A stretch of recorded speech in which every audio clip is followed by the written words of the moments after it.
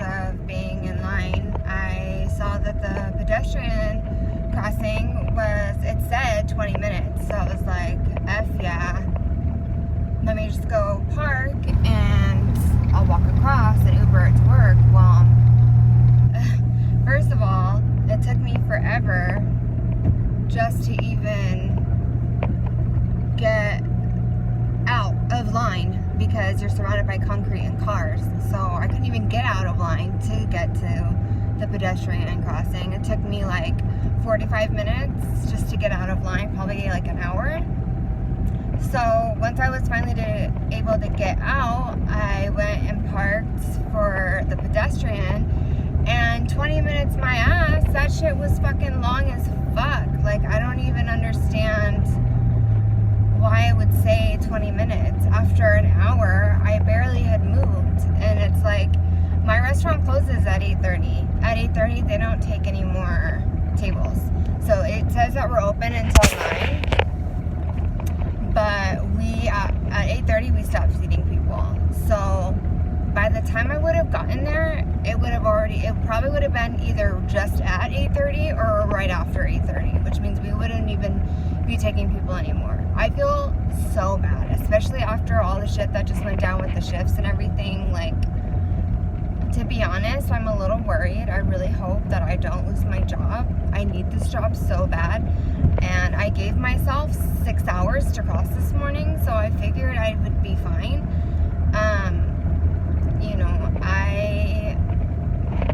I mean, the border is so hard to know. I'm looking for a word. I can't think of it. It's inconsistent. I mean, that does work too, but that's not the word I'm looking for. It varies. I mean, sometimes it's, like I said, the 3 weeks ago when I was late, then it was 7.5 hours.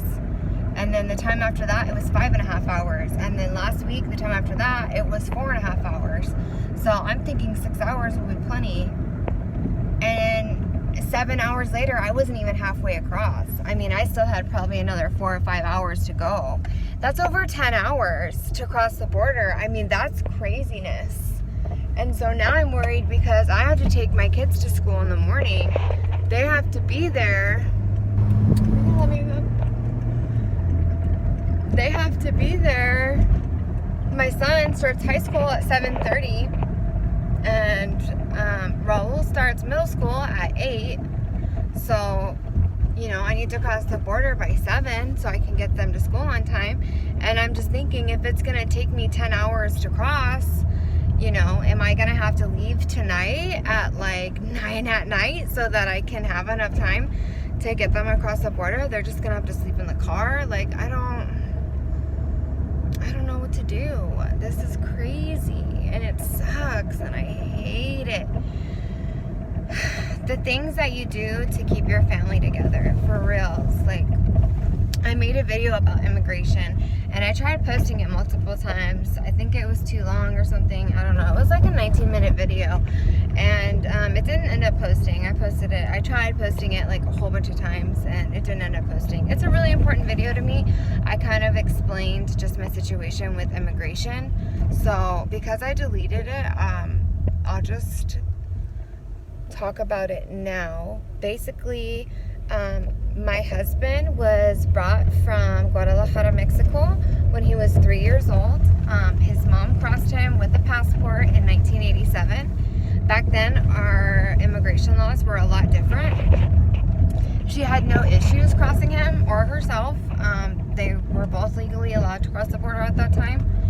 And at 3 months old, he was in the United States. He grew up. His mom and his dad were both there. They had 3 more children that were born in the United States, so they're U.S. citizens. But my husband, went to school. He went to college. He worked. He had jobs. When he was a child, I want to say like 6, 7-ish, he did get a visa, like papers, and his dad was having like some really big issues, And, you know, he wasn't always the best. He was, you know, had a drinking problem and whatever. And he was really mean to their mom and just stuff we won't even get into. But basically, he ripped up the papers for him. And at that point, we weren't putting, we didn't do like computer data. So without the paper form, there's no record of it. So according to United States, he's undocumented, and basically he got pulled over after the laws had just changed. He got pulled over, and he was going 55 and a 45, and he used a friend's ID, and he was charged with felony forgery. He was sentenced to 9 months, and after he served his sentence, he was put in ICE's custody and deported to Nogales, Mexico. Now, I did not know any of this because I didn't even know he was an undocumented immigrant. I mean, he speaks perfect English. All of his kids and family, everybody's here, so I had no idea. But when I found out, I was pretty shocked. We reconnected on Facebook. And yeah, I came down to Mexico to be with him, and so he could be with his son. My 10-year-old, he's 10 years old now, is his. And you know, we're doing everything we can to fix his papers. But people think that when you get married to a U.S. citizen, you can just go right over. But that's just not how it works, especially now. I mean, they're trying to make you jump over, you know, 50-foot walls just to get your freaking papers. It's very difficult and very expensive. So it's hard, and I don't like that people think it's easy. So, oh, well, why don't you just get your papers legally? Well, if they made it easier to do, then I'm sure a lot of Mexicans would. But because you make it so difficult and so dang expensive, it's almost impossible for anybody to get papers.